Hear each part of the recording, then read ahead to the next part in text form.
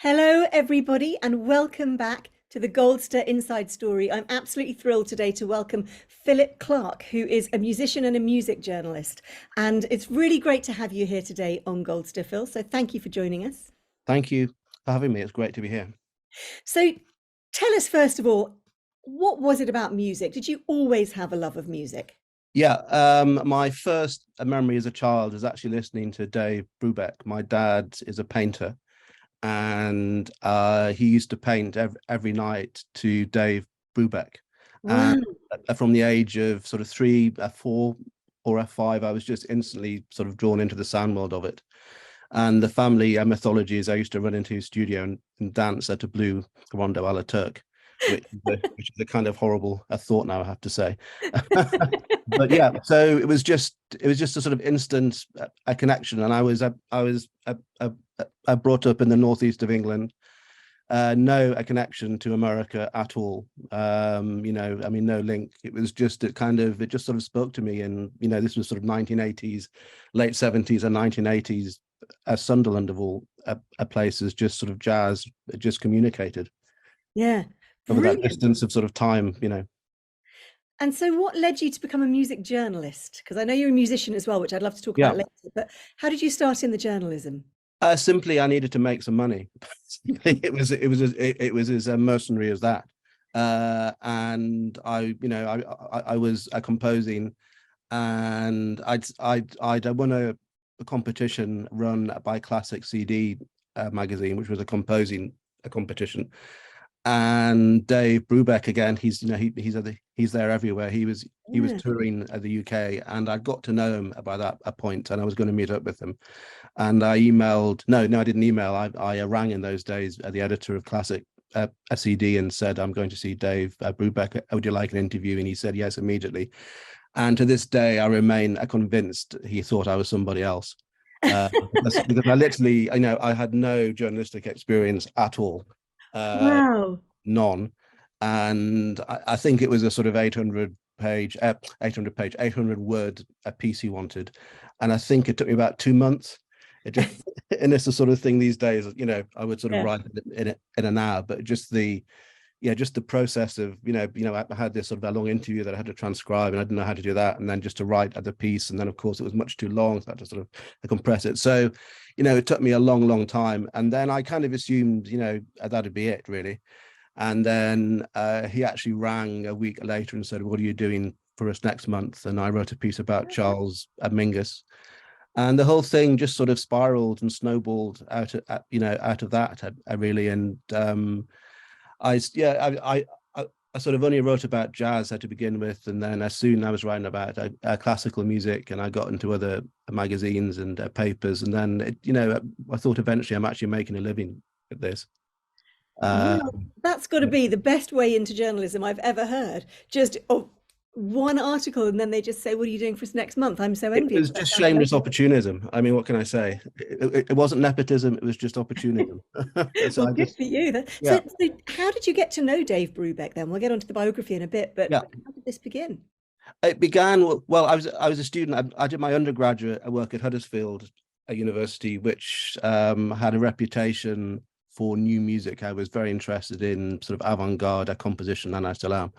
And they have a fantastic festival every November. And when I was there, people like Stockhausen came, and Tippett and Elliot Carter and Yanis Xenakis, all these amazing sort of figureheads.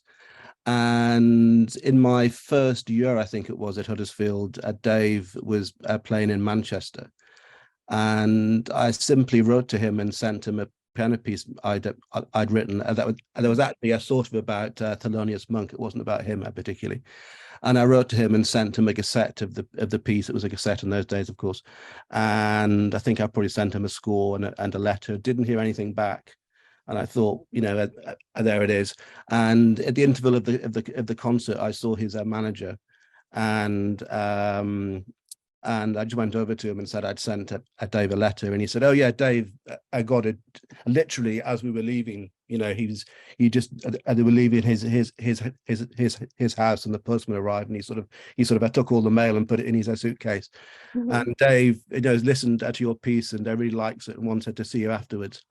So as a Dave's wife, took me backstage afterwards, and Dave was, he was the reason I became a musician, and he was my idol, and he was absolutely as I thought he would be. He was so warm and welcoming, and he'd actually written down a few chords from the piece which he played. There was a sort of duffed up sort of upright. This was in the Free Trade Hall in Manchester, which is now a hotel, I believe. Yeah, and he had played some chords I'd written and said how much he liked it. And then he said at the end, it was a sort of it was like a 10-minute meeting, I guess. And at the end, he said, keep in touch. And I thought that, that's just something he probably says to everyone is never going to happen. And the next time I had something finished, I sent it to him, and he wrote it back, a week later. And it just sort of went on from there, really. So we used to write to each other, and I'd send him stuff, and he'd comment. And then when I was thinking about I need to make a bit more money, he was out touring, and and that's where the connection was made between him and journalism. Brilliant. Well, I want you to tell us about your biography. Actually, I want you to tell us all about who Dave Brubeck actually was, because many of us, myself included, before I started looking at your book, may not have any idea, and he's obviously a huge influence on you. So I mean, I can read a bit to begin with, perhaps, as a way in, and then I'm just going to have a swig of water. So Phil's going to be talking about his book, Dave Brubeck, A Life in Time. I'm going to put a link in the chat for those of you who are here live. And it's available in all good bookshops and online. Indeed. So just to scene set a little bit, the book is it's sort of pegged around a tour that Dave did in, I've forgotten, gosh, I should know that, in 2003.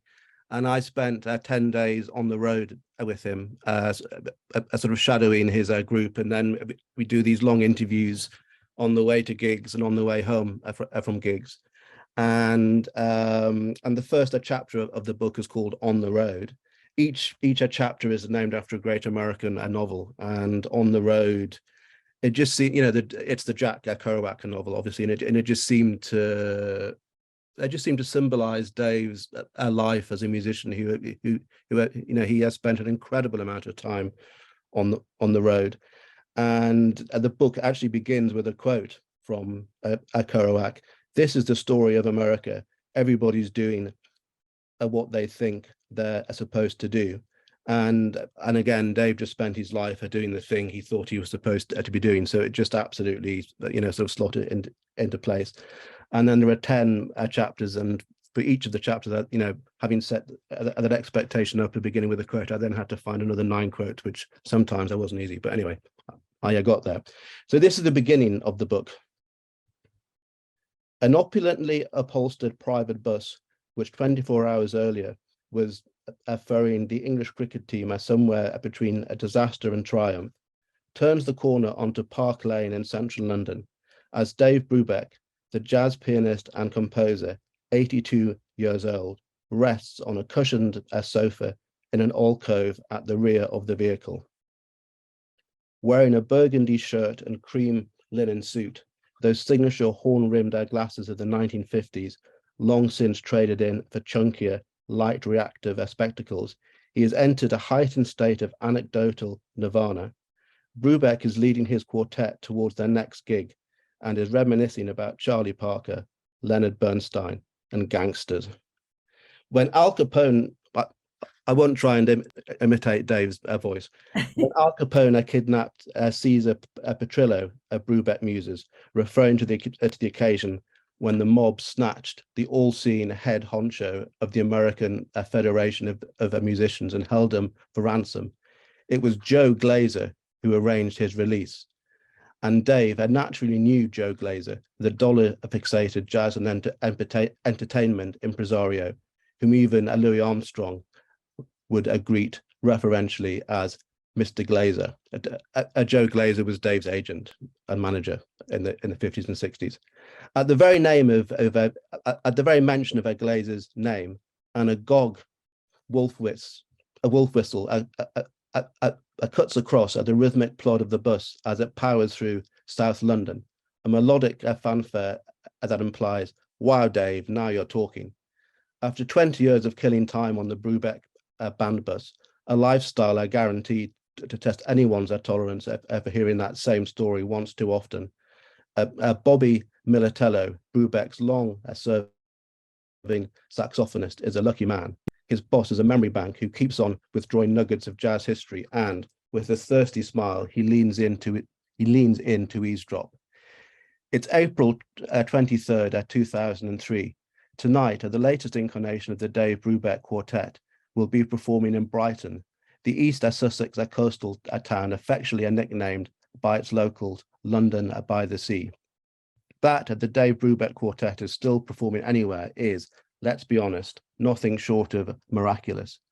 The revolutions in sound brokered during the 1950s and 60s by the Miles Davis Quintet, the Thelonious Monk Quartet, Art Blakey's Jazz Messengers, and the Ornette Coleman Quartet, the Modern Jazz Quartet, the Charles Mingus Jazz Workshop, and the John Coltrane Quartet endure as defining moments in jazz history. And Brubeck's quartet is the last surviving name band from that golden era that is still going about its business.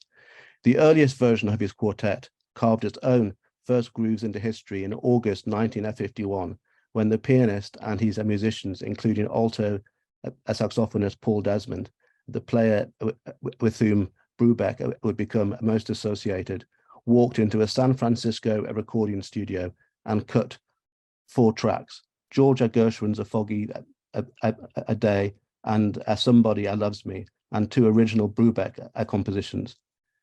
Those experiments with what Brubeck invariably referred to as odd time signatures, the work that defined him and which came to fruition on his 1959 album Time Out, were a whole 8 years into the future.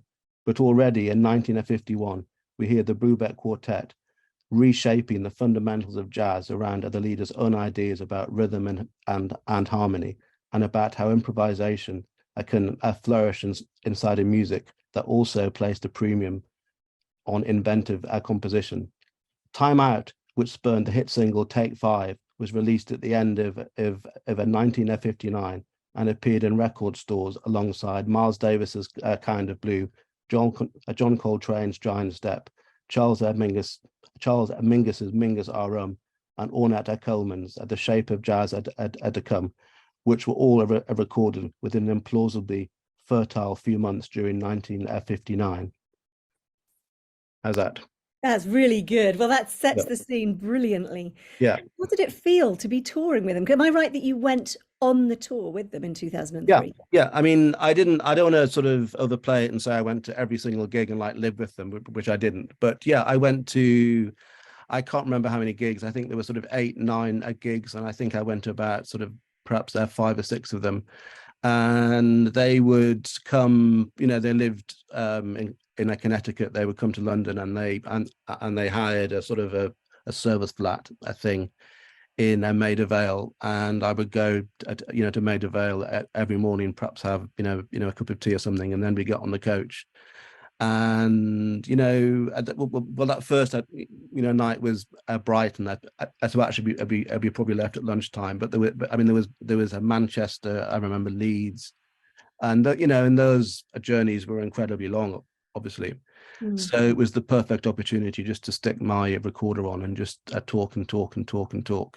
And then on the way back as well, I mean, we did, we sort of talked into the night. And at the time I was writing for a jazz magazine, and I think, well, I mean, I know the idea was it was for a sort of 3,000 word article, sort of catching up, about Dave's recording activities and about his, sort of where he was now. But he gave me hours and hours and hours and hours of material, most of which, until I started the book, I hadn't even listened to, because, the way it worked The tour, sort of finished on a Tuesday or whatever it was, and I had to have the piece into the magazine by the Thursday. So I just basically had to just go to the stuff, I knew I wanted, and most of it I hadn't listened to. So this was at 2003. I started at the book around 2000 and sort of 18, 2019, Wow. and they were just, this was long before the days of digital recorders. So they were literally, not reel to reel cassettes, but cassettes, a TDK cassettes. Yeah. And I guess I was very lucky I survived all that long, and we're in a good nick. I mean, can you imagine? Wow, I Have, can. have they disintegrated? It's like the stuff of nightmares for any Yeah. author, the idea of it not surviving. So when you started, because by the time you started writing it, then Dave Brubeck had died. Is that's He died, yes. So I'd sort of made a few earlier attempts to begin the book when he was still alive, and his wife Iola was, she was a fantastic on email. She had a sort of AOL account, and if there were any sort of questions, I used to email him via Iola, and Iola would sort of talk to him and then shoot an answer back at, normally within an hour. And that first version of the book just didn't happen for various reasons. It didn't sort of work and didn't sort of, but the fact I'd sort of had this, this sort of engagement and all these sort of answers, that really helped when I was actually, when I was writing the book as it came to be. And then I started it, and then, sort of children started to appear in my life. And then my mum got very sick, and for various reasons it didn't happen. And then I became aware that Dave's centenary was looming in 2020, and it sort of coincided with a point where I was slightly getting fed up of music journalism. I'd done it for 20 years, and it's a relentless cycle of, the magazines are a monthly cycle, in the newspapers even less, of course, and it's a kind of draining. And I really wanted, to do another thing, and Dave's centenary was approaching, so I just got it all together. I wrote a proposal and got the commission, and just off I went. brilliant. And Yeah. so tell us some great stories. I mean, whether they're memories of yours or stories that Dave told you that you've managed to put into the book. Gosh, well, I mean, there's so many. One story which perhaps gives an indication of what he was like. I remember going to see him in a. I mean, it was a. I mean, I say it was a. It was a hotel off Piccadilly Circus. I mean, it wasn't a kind of like a Premier Inn in Dalston or something, but it was a pretty, as hotels on Piccadilly go, it was a pretty modest hotel.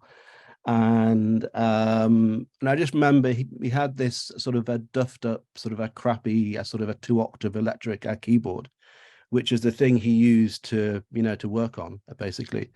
And I remember him, he had played me something he was there writing, and we talked about it. And then he said, "Oh, I use this keyboard and the headphone because I don't want to disturb other people." And Oh, I just thought, oh my gosh, it's a very sort of small example. I yeah. really of what he was like, but he was incredibly modest, incredibly sweet. He absolutely knew how good he was and how important he was as a musician, but he wore it incredibly lightly. And I can think of certain other jazz musicians who would arrive in a hotel in Piccadilly and sort of demand a choice of three, sort of a Steinway grand pianos in their suite, and they would try them and send them away and demand another one. But he absolutely wasn't like that. And when my children were born, they sent stuff, and he was just he was a complete a delight. But it was interesting, because I got to know him when he was in his 70s, and he was sort of everyone's sort of kindly grandpa at that point. He didn't sort of have the Werther's originals in his pocket, but that was the sort of vibe. But it was interesting writing the book, and just realizing how incredibly tough he could be, particularly starting out. So I mean, his first records were made for a very small independent label on the west coast of America, called a Fantasy Records, and all the early classic records are on that label. Things like Jazz at Oberlin. And then there was this suggestion. He met a producer, George Avakian, who was a very important record producer, and George Avakian worked for a Columbia Records, which at the time was sort of, it was the biggest record company in the US, are sort of like the Penguin Books of American record companies. And George was, George just sort of heard Dave's magic and realized where he could take it, and assigned him, or wanted to sign him to a Columbia. But Dave absolutely, he wouldn't sign the contract until every little thing was, all the I's were dotted, the T's were crossed. He got exactly what he wanted, and he very nearly blew it. He very nearly. And one of the reasons why I had so much access when I was writing the book to rehearsal tapes and things, as an example, was he insisted that in that earlier contract in 1954, he insisted that any of his records at the copyright came back to him after the record had recouped for the label, which was completely unheard of. I mean, Miles Davis didn't get that. Duke Ellington didn't have that. And that was simple, and that was why when I was writing about Time Out in the book, I was able to listen to all the rehearsal tapes, because after a Time Out had recouped, the copyright went back to Dave, and therefore he was able to get all the tapes back. How amazing, because normally you hear about music industry really kind of having harsh contracts and musicians never doing well out of it. So he obviously did an incredible job. Yeah, I mean, I don't want to say that a Columbia shafted Miles Davis or anything, which they certainly didn't. I mean, he dealt with them very fairly. But I just thought, as an he was kind. I mean, he wasn't a nobody at all, but he was a kind of middle sort of ranking jazz musician, sort of about to break through, and being signed to Columbia was, certainly the route to do that. But he absolutely sort of wouldn't do it unless it was on his own. It was on his own terms, Brilliant. Wow. And so when you first met him that time, after you'd sent him your own composition, did he help you at all with your composition? Did you talk about that much? Yeah, I mean, he wouldn't. I would never claim he had taught me or anything. But yeah, no, he used to send a very encouraging letters about, which is sort of, being a composer is a, it was a thankless business then, and God knows what it's like now when you hear about all the cuts in sort of a BBC Arts and all the rest of it. But it's a thankless task, and just to get a letter, from someone of that weight to say this is fantastic, and I particularly like the way I don't know, he used to sort of pick the harmonies apart at times and say, I really like how you overlay that B flat chord with a D minor, and that's a really sort of interesting relationship, and sort of concentrate on that in your next piece. It was that a kind of thing. But actually, in a way, it was just more having the support, actually. Yes, yeah. And just having these sort of, just of having these sort of letters in the post, which were very encouraging. So to go back to your early career, so tell us about your life as a musician and composer.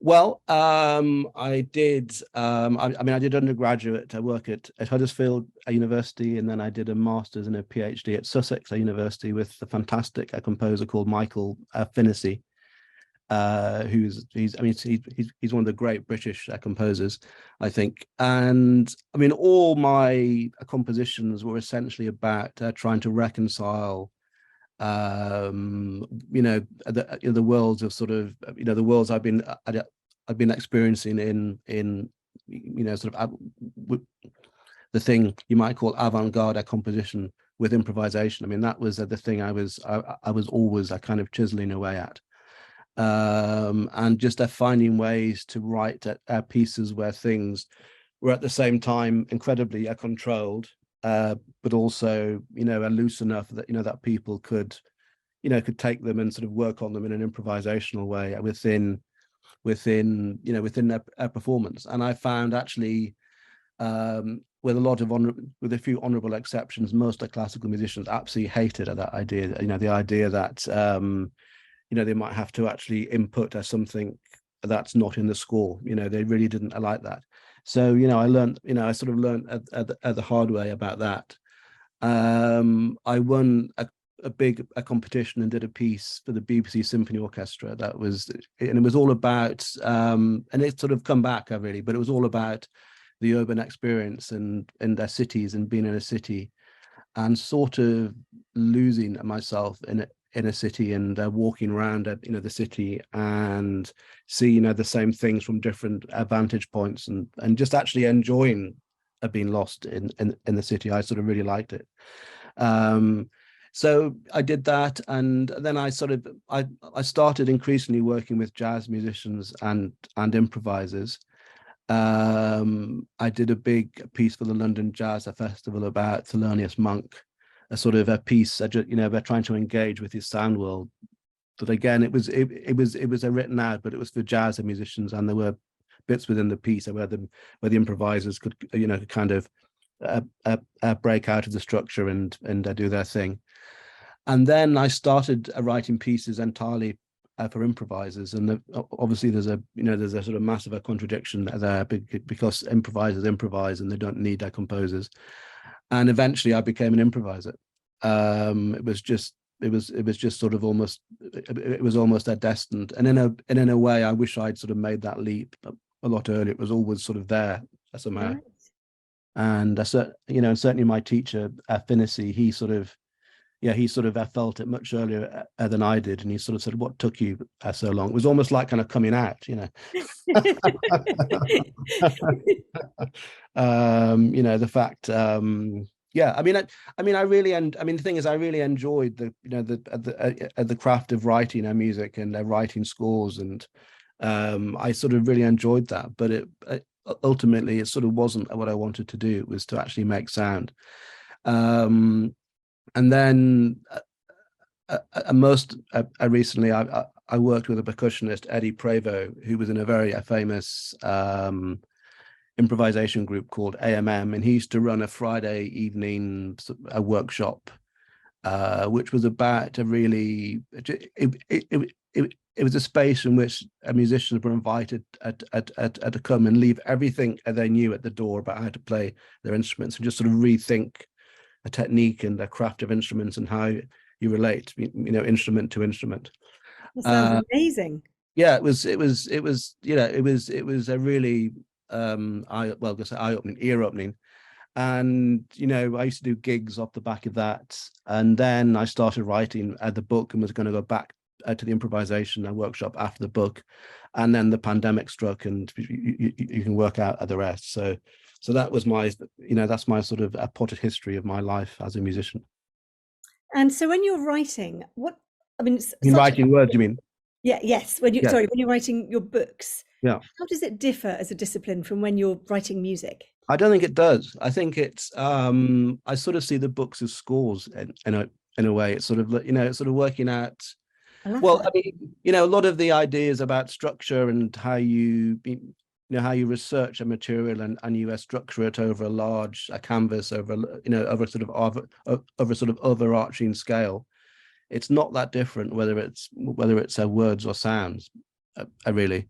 And the way one thinks about a pacing of material, the way you think about the different types of material that have to be in a piece of music or a big book like this. You can't just have sort of one type of writing that starts on page 1 and ends on page 400, whatever it is. You bought the pants off everyone. So you have to have within this a book, there's there is some sort of dry factual reportage that Dave Brubeck met Paul Desmond for the first time in. But there's a bits where I sort of chase an idea across at the page. There's some sort of quite sort of a poetic reflections. You need a lot of different sorts of writing, a lot of different sorts of material, and my background in composition absolutely sort of put me in good stead to to create these large structures on the page. And interestingly, journalism is almost at the opposite of that. You begin with everything you know about sort of Gustav Mahler, and I compress it into 800 words. And writing a book like this is absolutely the opposite, because you begin with what you know, and then you sort of work outwards from there. And of course, you're trying to find out through research as much as you can. So yeah, I think, yeah, I do see them as, I do see them as, it's all about how you notate ideas and relationships between sort of sound and a society or whatever. It's a sort of the same thing. Fascinating. I love that idea that it's such a similar process, Mm. writing music and writing books, because I'm not musical at all. So to me, Mm. it's amazing to me that you can do both. I mean, I don't want to say if you're not a musician, you can't write books, because obviously that would be nonsense. But that was my, that was my sort of very sort of personal experience of that. That's how it worked for me.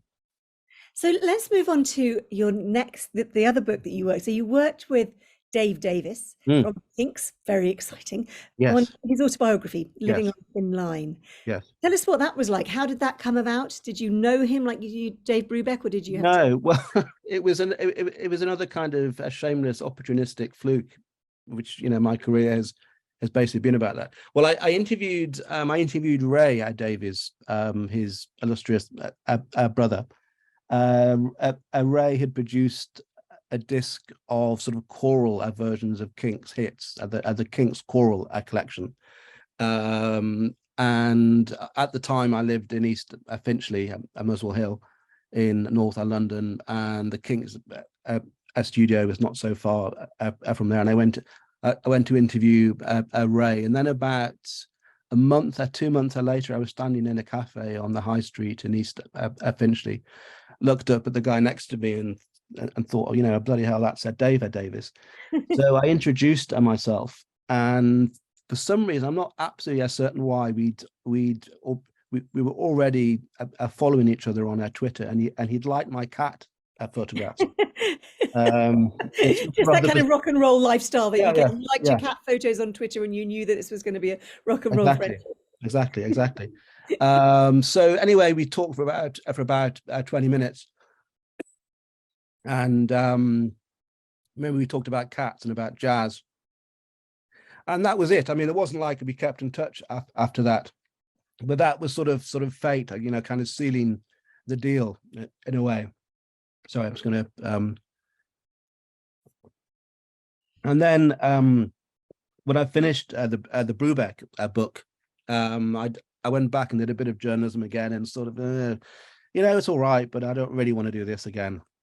And I simply sent him a DM on Twitter, saying, because he wrote an earlier memoir that came out about 97, and actually 97 is an important date in the history of the Kinks, because it's when the Kinks have finally kind of crashed and burned, really. And it was a very out of date, and I just DM'd him and said, are you interested in collaborating on an update? Wow, brilliant. Of the book? And actually his girlfriend replied, Rebecca, and said, Dave has been thinking about this for a long time, almost did it a year ago, and for various reasons it fell through. So I met up with him and his manager. So this would have been February. I remember it was my birthday, so it was February the 9th, 2019. We met in Highgate and talked it through, and then I sort of drew up a little proposal thing and got it commissioned. And then again, just as we started, the pandemic hit. So we actually started it over Zoom. Yeah. And I thought, my goodness, he's 73. He's a rock star. Is he going to really be up, for using a Zoom? Is he going to want to Zoom at sort of 3 o'clock in the morning, sort of high on whatever? But no, we talked every Thursday, I think it was at first, of a Zoom for 2 hours. And actually it was a fantastic way to get the book started, because to do 2 hours of interview on Zoom just takes 2 hours. You don't have to go anywhere. I don't have to go to London or whatever.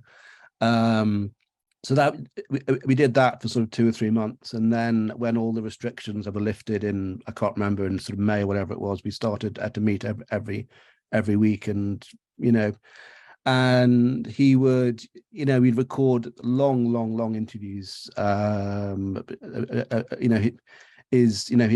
obviously all his sort of musical history, and he's a very interested in spirituality, so we used to talk a lot about that.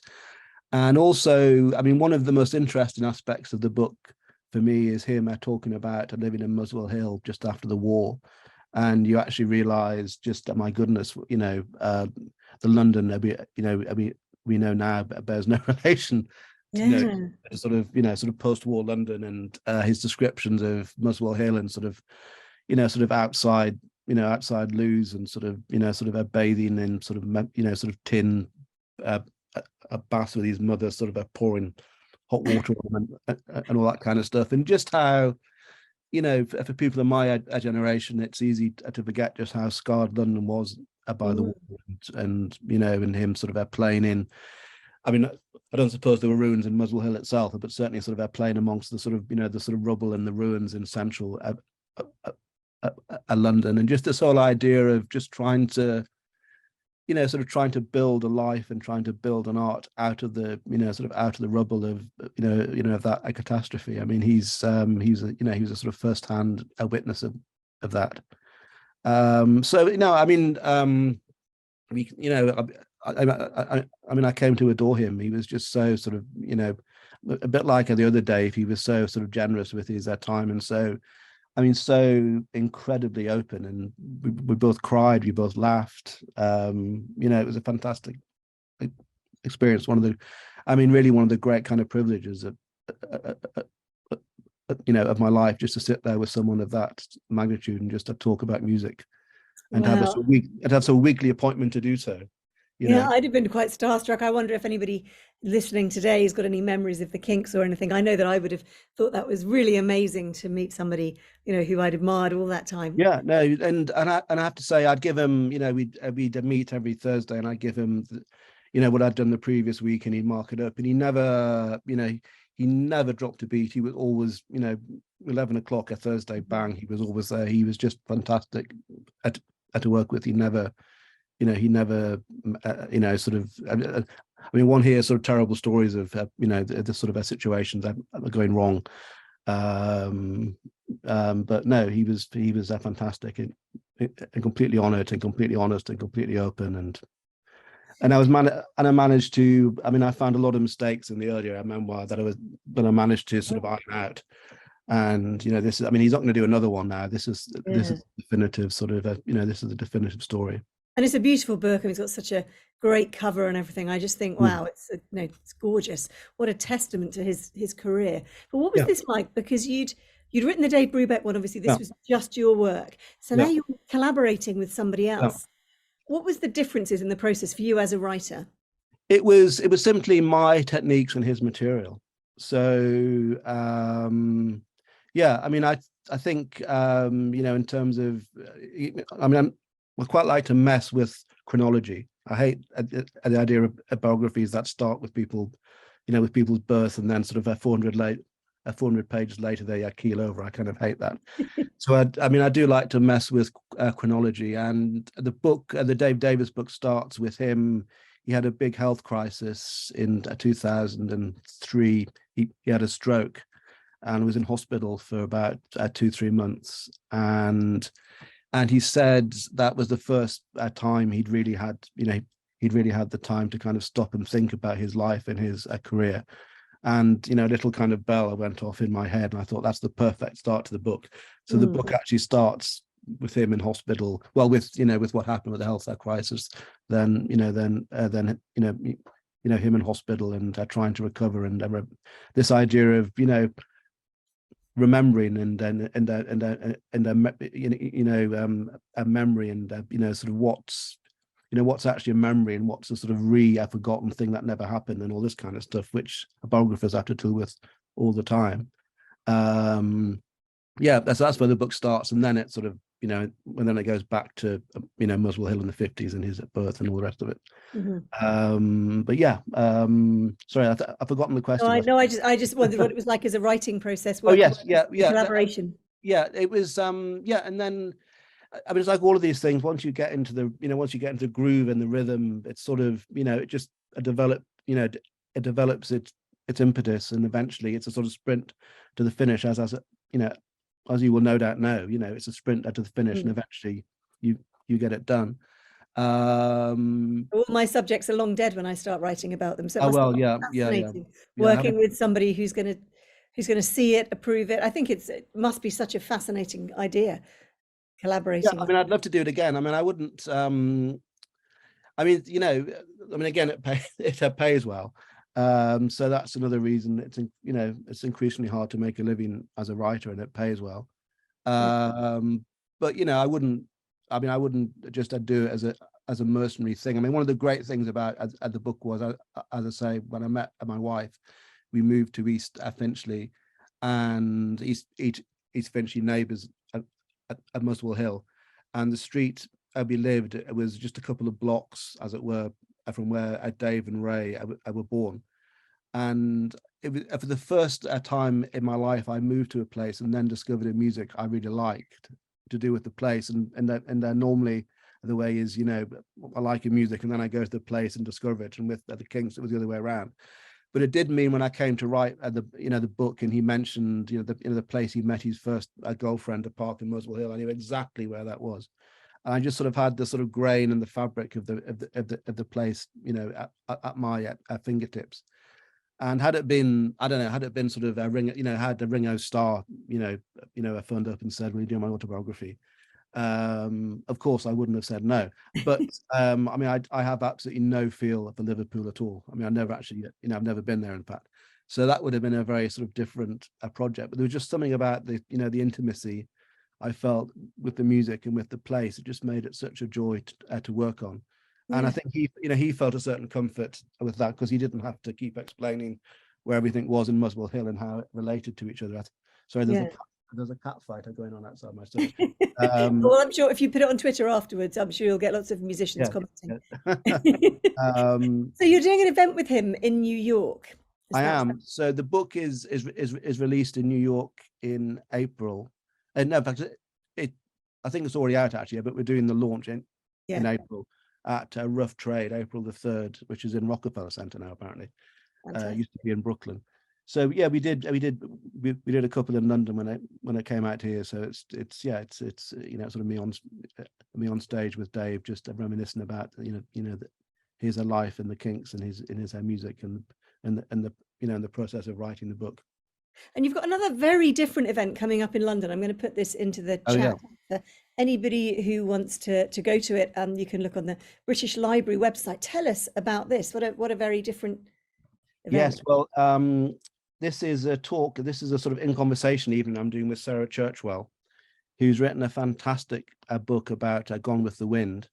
And she sort of unpicked all the history of Gone with the Wind, all the kind of horrendous sort of racial undertones, and how the kind of the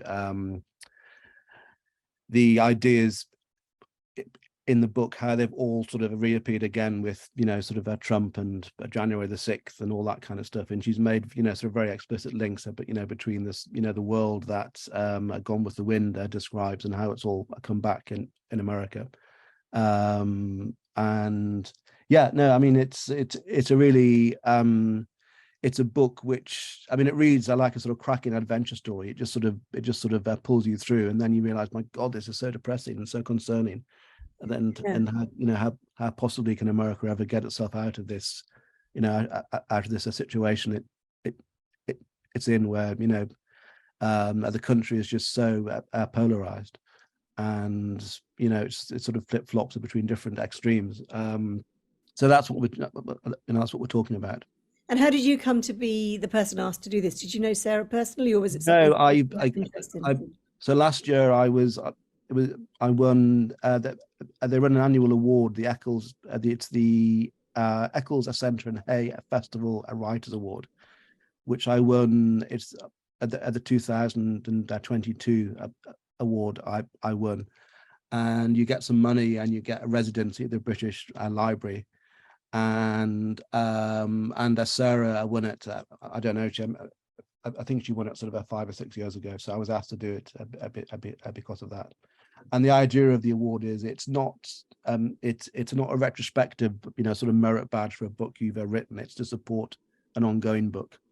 And so I'm writing a book at the minute. It's a history of the sound of New York, called Oh, A Sound in the City, and the award was to support that, is to support that, and I've got about another year to go on writing that.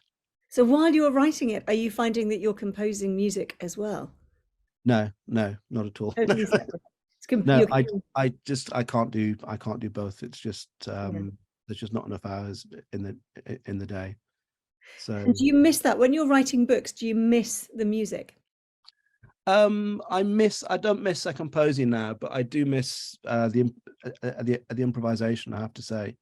I came across some CDRs a few days ago of some gigs I'd done just before the pandemic, and listened to them, and I thought, oh my goodness, I really want to get back into this, but writing a book is just it's just such an encompassing thing. It just never leaves you alone. From the second day you wake up to the second day you go to bed, it's just there all the time, and it's just just something had to give, and that's the thing that's sort of gone at the minute. But I would, at some point in the future, like to go back to it. So we've got quite a few aspiring writers as members on Goldster. So tell us, what is your writing routine like? What's your do you have a normal day, or does it vary from day to day? Yeah, well, I mean, this morning I was at my desk at 5. Impressive. Sorry? That's very impressive. Very impressive. Yeah. So used to be earlier when I was younger, but I just find if I can if I can start at 5 and do a sort of, I mean, I come downstairs at 7 and the kids are waiting for breakfast and all that kind of stuff. But if I can get sort of a couple of hours done between sort of 5 and 7, that just kind of sets me up for the day. It just sort of sets my groove going.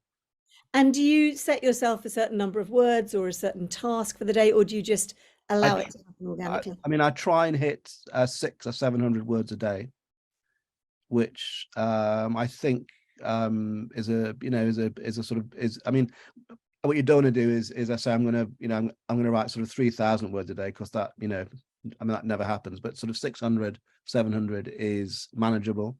It's achievable. And actually, if you start at 5 in the morning, I find anyway, I sort of write almost without thinking about it at that time. It's as soon as you become conscious of the fact you're writing anything, that's when little insecurities that come in, and you can't quite sort of find the right adjective or whatever. But if you sort of write almost when you're still asleep, and it's sort of been churning around your brain all night, I just find that sometimes it just spills out a bit, before I've realized it. But I try and so I get up at 5. I go downstairs at 7. Cook sausages or whatever for the kids. And my wife takes them out at 8 to school, and then I come back to my desk and work until about sort of 12 or 1 o'clock. Or I write until 12 at 1 o'clock. And then normally at that point, I just have to leave at the house. I'm just so sort of fed up at the sight of my desk and everything to do with it. So that's the point. I mean, I normally go to a cafe, and that's the afternoon is sort of when I do lots of reading and sort of, well, either reading or admin to do with the book. But certainly, there are so many documents to read. When you're writing a big book, and so many so many sources, and that's the time I do that sort of work. Yeah. I found, I think a lot of writers, I mean, you hear this a lot, they're trying to write in the afternoon is just absolutely impossible. I think in general, people kind of feel lower, that have lower energy in the afternoon. I know a lot of people have That's said sort they of need 2 to take o'clock in that the break. I'm yeah quite rubbish between about 2 and 4 p.m. yeah exactly. That- That's not a about good 2 time o'clock in the to try afternoon. and to do any Well, writing. I've got a good friend who's a writer, and he sort of ambles out of bed about 11 o'clock, and then sort of writes until about sort of at tea time, and then he does more into the evening, and whatever works, of course. Yeah, But absolutely. and he doesn't have children, but that for me is the way it works, and it's somehow it's just the way it's always worked. It just feels very, and I really like being up early in the morning. I like, particularly in winter when it's sort of really cold and you sort of, you sort of crank the heating up and get some tea going, and it just feels very sort of wholesome. And ideas flow incredibly well at that sort of time in a way they just don't at sort of at 2 o'clock in the afternoon. And so, looking at your upcoming book, Yeah. how are you doing the research for The Sounds of New York? I mean, are you spending a lot of time in New York and recording it? Would you walk around just making notes? Yeah. So I've been doing lots of research trips to New York, and I'm going again in about 3 weeks' time. Well, and doing the Dave Davis thing as a side thing. Yeah. So I've spent a lot of time, sort of pacing the sidewalks, basically.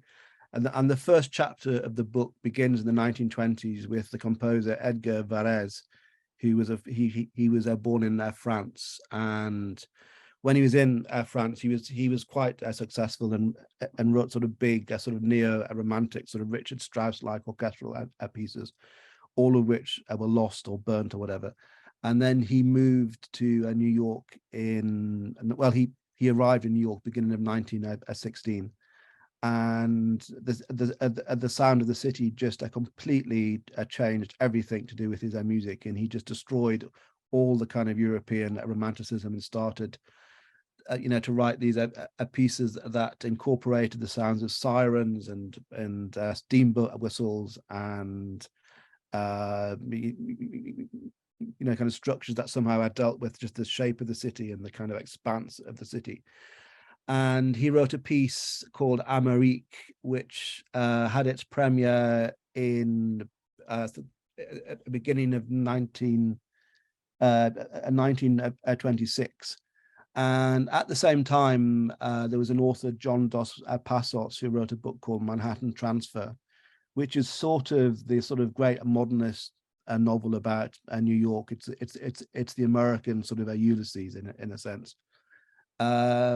And I realized a few years ago, and this is where the book sort of really started, that Amérique and the Manhattan Transfer were essentially exactly the same ideas about sort of landscape and cities and all that, one of which happens to be realized in sound, and the other happens to be realized as a novel. And when you actually begin the novel and hear the start of the orchestral piece, it's almost like they are the same thing, because they start on the kind of horizons of New York in the sort of harbor, and then sort of gradually move inwards. And Varese's piece, it's a very sort of a collage and episodic, and you're sort of the music is going that way, and then suddenly it turns on itself in a completely opposite direction, and without any transition whatsoever. And the Dos Passos novel that does exactly the same thing.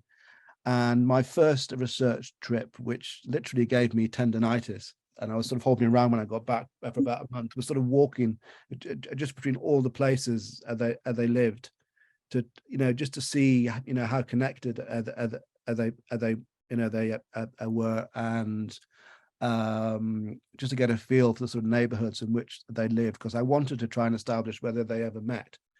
And I didn't. I did lots of research, and I've unearthed that they have lots and lots of mutual friends. Right. And they went to lots and lots of the same sort of bars and sort of salons. There were lots of sort of artist salons in those days where sort of artists could go and meet and talk and eat very cheaply. And I've got I've got letters from Dos Passos to say he was in this particular salon, and then there's documentary evidence that Varese went to the same place, but I can't find any a suggestion they ever met. But Gosh, how frustrating, because you'd love to be able to just get that connection going. well, what I do in the book is what I found is they had for a good sort of 2 or 3 months, so they were literally living within a block of each other. Varese was writing his orchestral piece, John Dos Passos was writing his novel. The same ideas, one is sound, one is a novel, but they had no idea of each other's existence. That's what I think.